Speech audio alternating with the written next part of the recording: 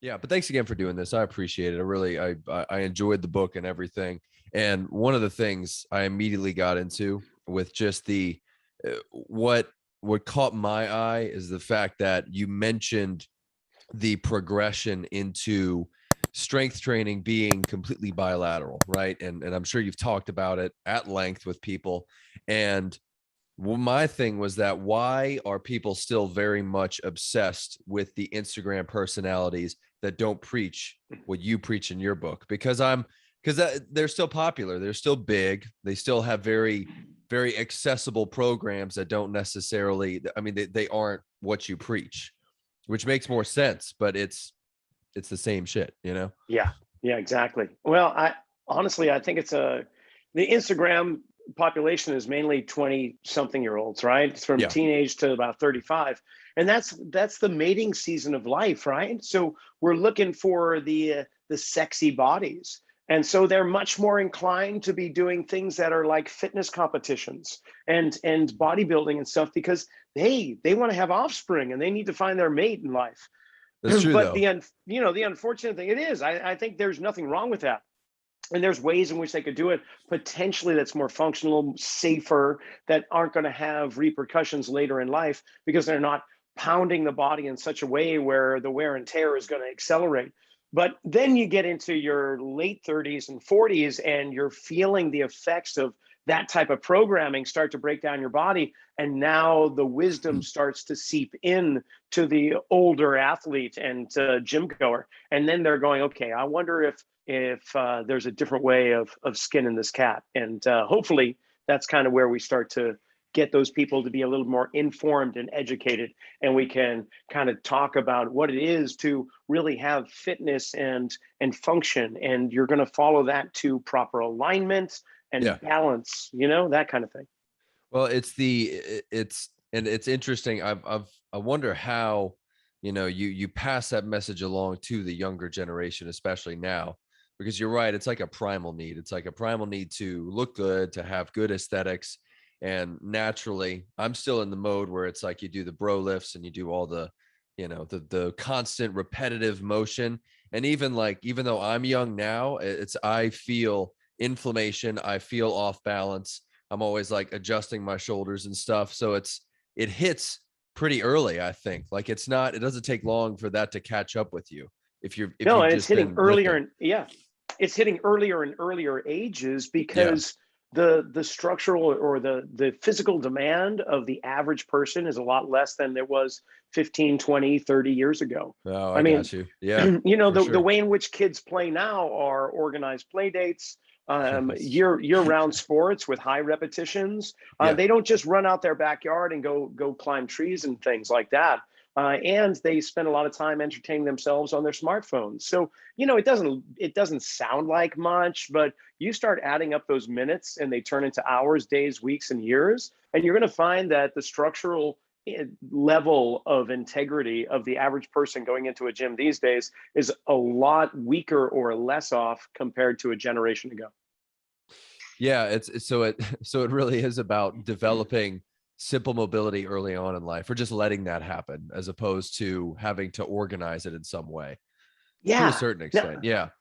the cool thing is something that is really developing in our nation in the world of like sports conditioning, we'll say for youth sports, youth training is LTAD, which stands for long-term athletic development. Mm. And now we're actually kind of creating this formulaic equation of taking our youth and doing a systematic kind of process to turn them into great athletes. And instead of just throwing them into a weight room and letting the coach say, here are the lifts that you did because this is what I was taught before by somebody else and somebody else. So we're breaking that cycle, that pattern. And we've got a lot of people out there that are doing some great work with Yeah. long-term athletic development. And nations, the Russians been doing it for a long time, the Canadians, the Koreans, we're seeing it explode on the scene. And the American kind of sports conditioning is starting to come on, which is nice. So what so the on the American side, were we kind of late to that? As Yes. opposed, really? Okay. Well, no, you're right, because I'd always hear about you know, you watch documentaries and stuff about maybe the Olympics, or you kind of go dig back into history, and there's always instances of like the Russians are doing this, or the whoever is doing this, we need to adopt this same approach. So yeah, you're right. And there's all the names for it, like Russian training or isometric, whatever, you know? So Yeah, I yeah, I didn't think know we've that. just been, yeah, we've been into the bodybuilding kind of mentality for a very long time. And look at Yeah. when did the gyms explode onto the scene for the general population? It came in the 80s after we got a dose of pumping iron with bodybuilding. And then women were getting into the scene of going to the gym, but lifting weights was not very feminine. So they put them in an empty room and started music and had them dancing. And next thing you know, we got aerobics, right? So we, Yeah. we Zumba. started kind of changing how we looked at fitness and conditioning. And then we took those elements and we just threw them on top of sports conditioning. Hmm. So when you look at the average, I'll say 10 years ago, the average strength program for like a football team, there's certain lifts that, like you call them your bro lifts, that are Yeah. into your conditioning program. Yeah, and it's Sure. still to this day, if I look at a program, I'm going to see there's going to be bench press and bicep curls. Those are going to be the top ones. And there's going to be squats, which, we can talk about squats, the good and bad points of Okay. squats. But if we look at like a football player, when do they ever need to lay on their back and push weights off the ground or push a body? It's when they're tackled and they're trying to get out of the pile. Well, the play's already over. So what good is that in terms of performance? And a Interesting. bicep curl, I mean, when do you actually lift a player up into a curl, or when is that All the movement time. I actually? Oh, yeah, exactly. always do And that. I can see the linemen really needing to do a lot of squats because they're in a 3-point stance. They have to be explosive. So the Olympic lifts and the squats, that's really some great basic strength. But what about what happens when one leg goes forward compared to the other? So are we doing things like that? And the answer is no, but now we are. We're starting to see that a little bit more. We're starting to get more sport specific in terms of movements and mechanics. And can we load the body? Can they actually move in and out of these positions with load, with ease of movement? But when it comes to like long-term athletic development, back to that, like there was a time, I don't know if you watched the PGA or not, but there was a time where suddenly there was a whole bunch of Korean PGA players that are making Dude, the toy. yeah. Yeah, right. Yeah. For real. So if you Yeah. look, what was Korea doing? Well, they had long-term athletic development. They have a junior golf program out there where they are taking kids and they're actually taking them to these academies and facilities like the British Premier League will do with soccer players, but they were doing it with golfers. And the next thing you know, like 15 years ago, suddenly all these Korean golfers were coming out of the woodwork because for Yeah. the last 10 years or 15 years, they had been doing just that with young Korean children and turning them into PGA contenders. The yeah, And like the number one women's competitor, she's Korean. Like yeah, I think, but I've seen, you know, you see all that stuff like she is, and it's bleeding into everything here. So Canadians did the same with a lot of their obviously like Olympic winter sports. mhm. But they're a small country population wise compared to the US and Russia and some other countries that are in the Winter Olympics, but they're in the top medal round almost every time. It's true. Yeah. Yeah. It's a big influence. But and you know, you're always told to, I think with like the general population, you know, that you got to start with the squats or the bench press, the very standard exercises, the bro lifts and everything. But you know, from your book and from what I was reading, it's obvious that you definitely have to assess the situation according to where the person's at. But should they really, in all honesty, start with those exercises, or is there a better way that they should transfer into exercise as opposed to just starting there? I would just simply ask the question why. Yeah. Yeah, Why? it's true. Why? Can you Yeah. tell me why that's a good idea? And if it is, totally go with that. That's a great thing. But you Okay. got to question it. You just can't say, hey, my buddy took me to the gym and taught me how to bench press. And now I'm going to teach you, son, how to bench press and so on. And we just take this dogmatic approach and continue generation after generation Sure. and trying to turn this bodybuilding routine somehow into a basketball conditioning program or just a weight loss program or whatever, Yeah. So we just got to question it really. Is the movement that I'm doing going to get me to where I want to be? Is it helping or is it actually hindering me?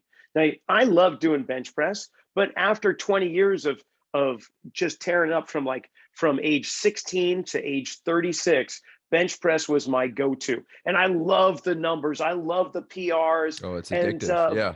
but I didn't love the wear and tear that eventually happened in my shoulders, to the point where, fortunately for me, I had enough knowledge behind me to do something about it rather than going under the scalpel. But that's always a consideration. So, yeah, the lifts are good. It's not that they're bad things, but it depends upon the body that's doing it.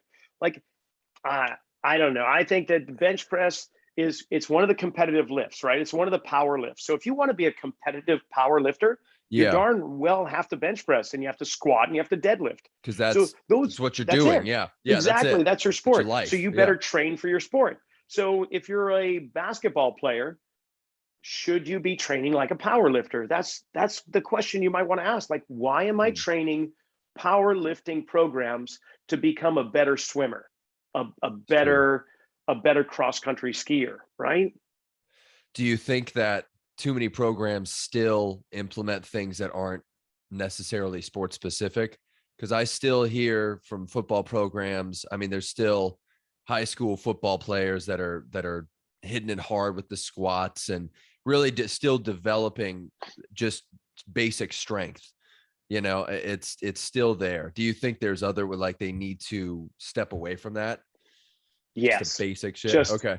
straight on, yes. Okay. I agree. I Yeah. worked with I see a that. I worked with a local high school football team. Yeah. Fortunately, they were kind enough and open enough to let me in. I looked at their program, and it was exactly what you're thinking. It's like a bodybuilding program. They're going to There you do, go. and it's guys, let's curl and Lift let's heavy. bench, lift heavy crap. Yeah, Yeah. that's it. There's nothing wrong with that. We need that, but that's going to lock your body up on the playing field if that's all you're doing. So I came in and redesigned the program. I had them doing a lot of unilateral and contralateral motions, Okay. because that's what they're doing on the field.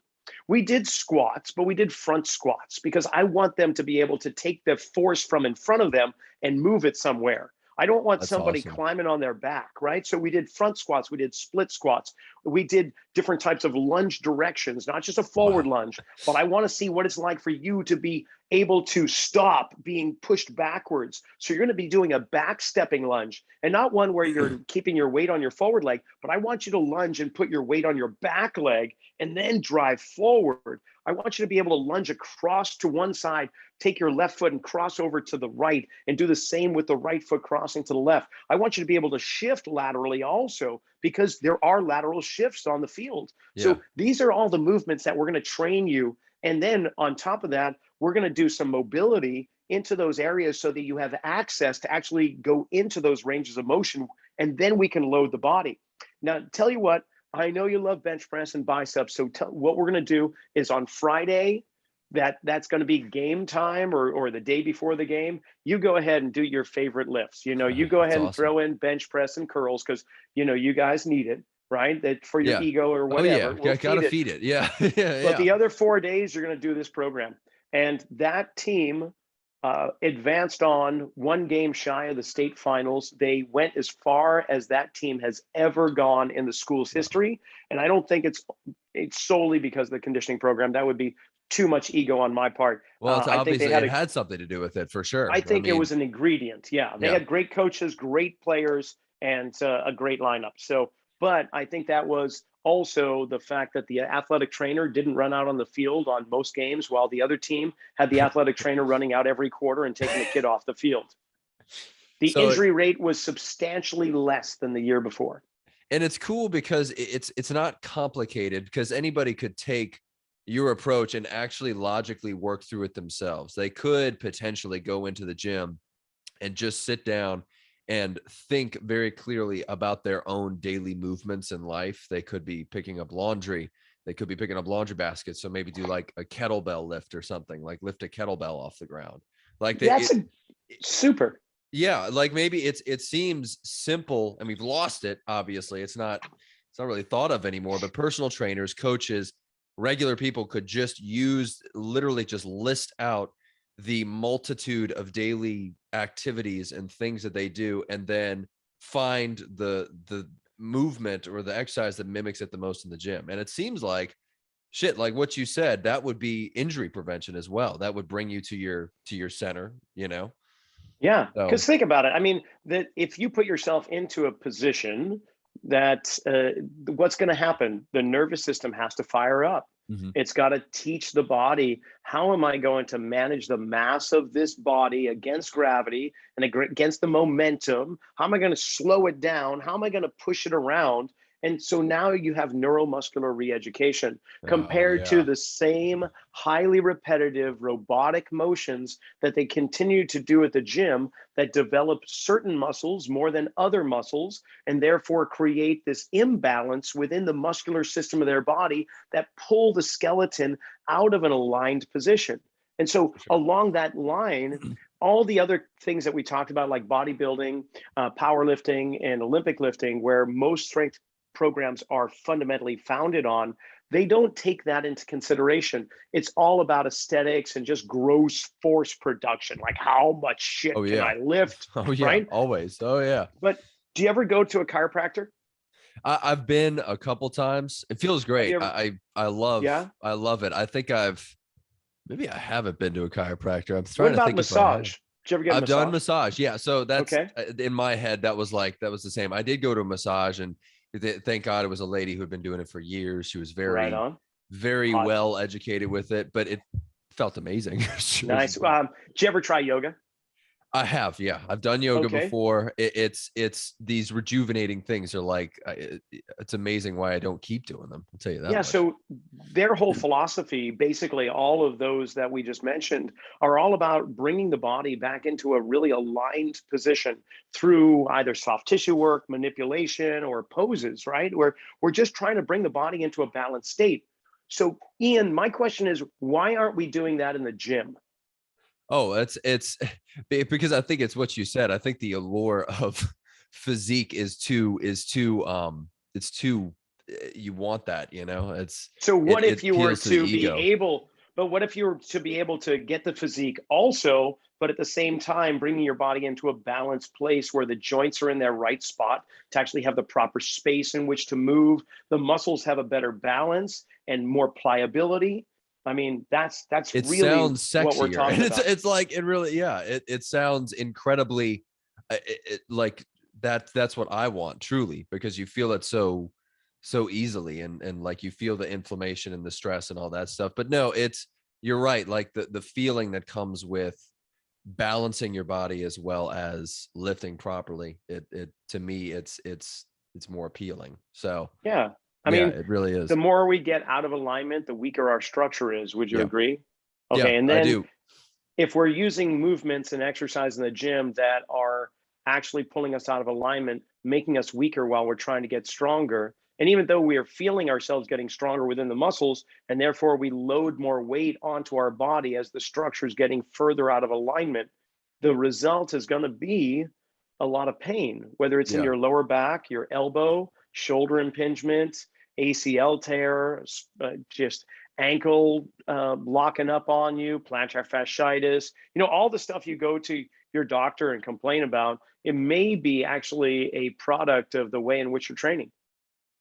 Do people need to when should people consider, and I mean I imagine just from starting any kind of muscle building program, but how can people manage the wear and tear on their body? Is it just through considerably like just rest and relaxation? But if they're in the gym, are there things they could potentially do to just help themselves work against the possible inflammation? Oh, without a doubt. I Yeah. mean, we already mentioned yoga. So if you could Yoga. blend in some There kind you of, go. it's look, it's 5 to 10,000 years old Yeah. compared to the 100 years of American fitness. They're So on to we, something.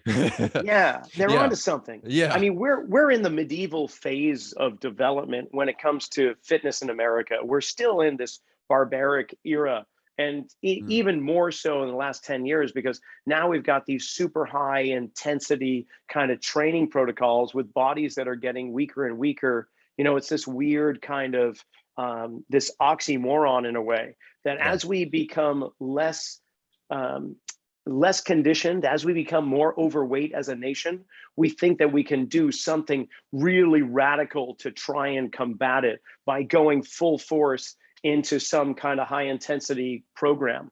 It's like taking your Toyota Prius and putting a Formula One engine inside the hood and Yeah, expecting the chassis to maintain to hold that. integrity while you're driving around the track. I mean, we're just going to see more horror that way. But in the gym, yeah, I mean, you look at, there's athletes out there. The most obvious one that comes to mind for me is Tom Brady. Yeah. He's 44 years old. He's got 10 Super Bowls behind him, 7 wins. Yeah. And what did he do after he blew out his ACL back in 2006? He changed his program completely Yeah. so that it's all about pliability, restoration, loading. He uses a lot of bands, and he's gotten away from the heavy lifts that slowed him down, that restricted his throwing ability and his ability to move. Granted, he's not the fastest guy out in the field. He doesn't flush out of the pockets very well, but his throwing accuracy, his power, and the most important thing about it is his longevity. You're going to see him probably for, I would say, 2, 3, maybe even 4 more years in the NFL. He Yeah. may be playing till he's 50 if he continues the way he's going. I remember when he put out a book, right? Like his book came out and he started shifting. He went completely into this different world of exercise, and like what you said, the whole balancing, the centering, the changing up, the doing the bands and everything. I remember when that happened because somebody had told me about it. I was like, "Did you see Tom Brady's book?" I'm like, "No, what's that about?" So yeah, that's cool. But also too with society, and you said struggling with weight issues and everything. Do you think, because dieting always seems to be a huge problem with me, and fad diets are always coming through the pipe. Everything is very much on a plan, a bought plan, and people don't eat enough food in general. It seems like that's the big problem, is that they just don't eat enough. So do you think that might be the missing ingredient? Like with whatever you do in the gym, you definitely have to simply just fuel your body?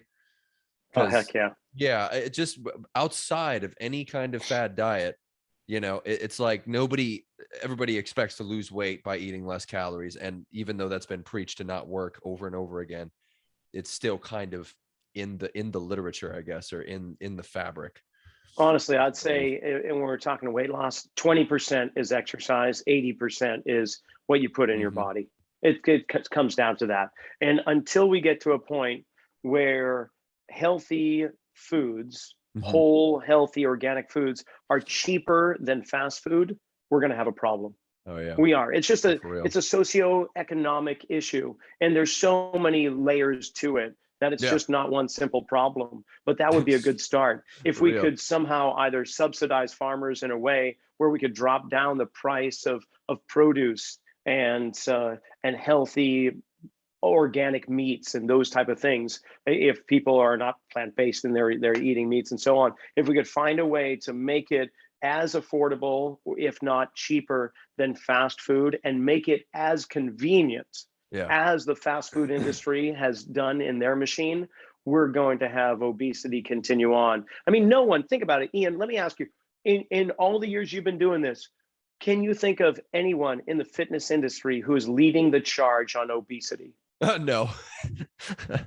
No, And how many it's more trainers, how many more personal trainers are there today than there were 30 years ago? oh God, it's exponential, right? I And mean, at yet least for we're so much fatter as a nation. So it's yeah. not because, and how many people have information at their fingertips on their smartphones where they can learn all about diet and nutrition and exercise? It's not for lack of information, it's not for lack of opportunity, it's something else. Is it literally just because everything became so ego focused with social media and I mean, it really is. To me, it's Instagram, like only Instagram. I just see people make their money through Instagram alone. Like Heck yeah. everybody became an online personal trainer, and they started doing the classic stuff. They started taking pictures of their bodies, and they started showing them off on Instagram. And the message never changes. Like it's always, I help women be more confident in themselves, or I help men gain muscle, and the message never changes. And yet these people are wildly popular and they're doing just Yep. fine. I And equate those people to the fast food industry. You know, these are yeah, the people that yeah. are making money off of the uninformed. Ah, that's true. Yeah, yeah. Well, then why do you think people don't just look up the information for themselves? And I think you mentioned it earlier. I just, Time. It's just simple time. You It's know, there true. was a time where it took the Pony Express 3 days to deliver mail, Yeah. right? And then the train came along and things sped up a little bit. Now you can get your mail a little bit sooner.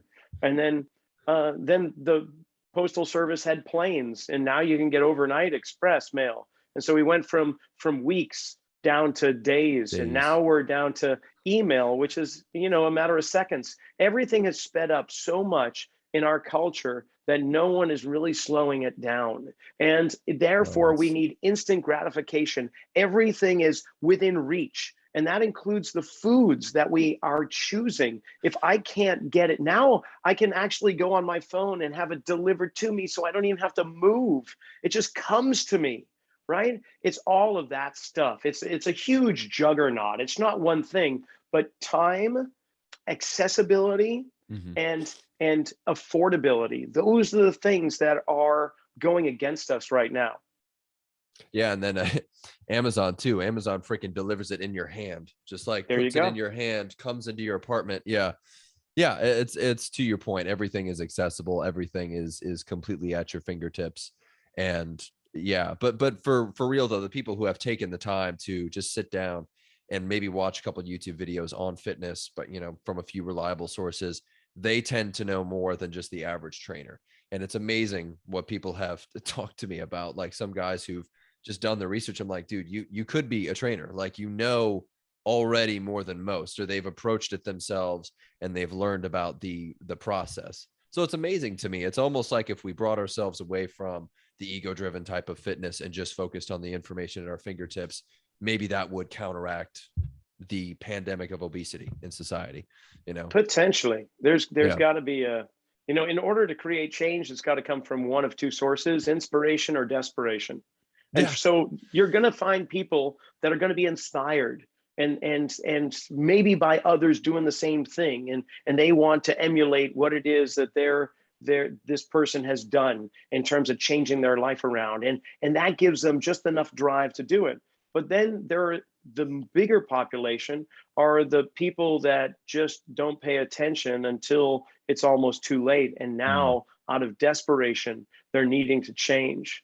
And that's So when they buy the program, and that's when they that's panic it. and they need a trainer and they need the Instagram guy. Or So it's, surgical intervention, you know, gastric oh bypass. yeah, for And so sure. we're not really, we're addressing a symptom rather than the underlying problem.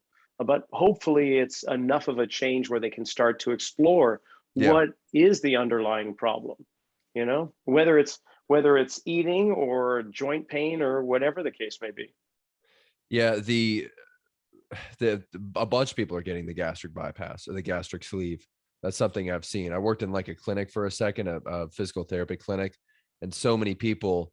It was interesting. They were going to physical therapy, right? I guess to help with movement or something. But a lot of them were post surgery uh gastric bypass. Like they had the sleeve and everything, so you could tell just looking at them. They're like, you know, they shed so much weight so quickly. It's like it just Hmm. melted off of them. But it almost seems like what to your point, it's such a temporary patch because they're still in physical therapy.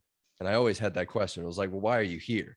Like, I don't know. It's like it seems like you tackled the initial problem of losing your weight, but then it always, you're right, it always goes back to the exercise and people being misinformed. So I feel like people still try to out of desperation seek out that help, like physical therapy, something, trainer, whatever it may be.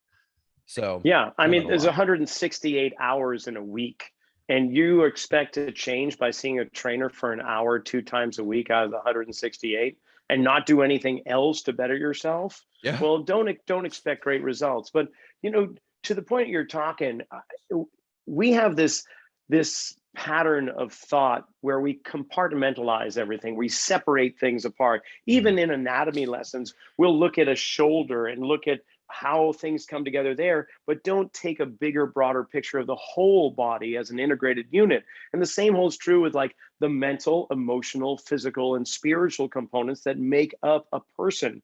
So Yeah. if we're only focusing on the physical, Mhm. being exercise and diet, without working on the mental, emotional, and spiritual components, then we're probably missing out on a lot of potential growth, change, and real development. So in the perfect world, there would be this facility in my mind where you had all of those components together, where you had some type of counselor that is working on your mental, emotional well-being and growth. You've got support groups with people that are doing the same, that are going in the trenches with you and are understanding, and maybe they've been through it a little bit and can help you, and kind of just like that, almost like a 12-step support group in a way. Then you've got your trainers that are on a regular basis, and almost like you not have to remove yourself from the world in which you're in, but Mm. you have to welcome in this other world that can kind of share in your existence with. And you go there and you start to develop, and then you take that lesson to the world outside that is your regular go-to. And do you know what I'm saying? It's got to be a comprehensive approach for most people. And some people are going Yeah. to really latch on to this aspect of the Mm. spiritual component, while others go into the physical. They'll find out what they need, and then they'll start to develop true change and true health. But Well, you know, and yeah, I agree with you, because talking to some trainers recently, the big problem, especially with trainers who care and coaches who are really like trying their best, is attempting to develop intrinsic motivation in their client. And to your point, you were talking about the well-rounded aspect. I feel like that's exactly what is needed, because the mental side is never approach, or it's harder. I feel like, and including myself, I would never, it's hard to figure out how to make a client want this more than they originally did, or want to be fit. And it's just a question I always have. It's a yeah, confusing thing for me, building the intrinsic motivation, helping I them think do that. I think on average trainers try to wear too many hats when it comes to this topic. I think that I don't know many trainers that go and take psychology classes or become a licensed marriage, family, child counselor.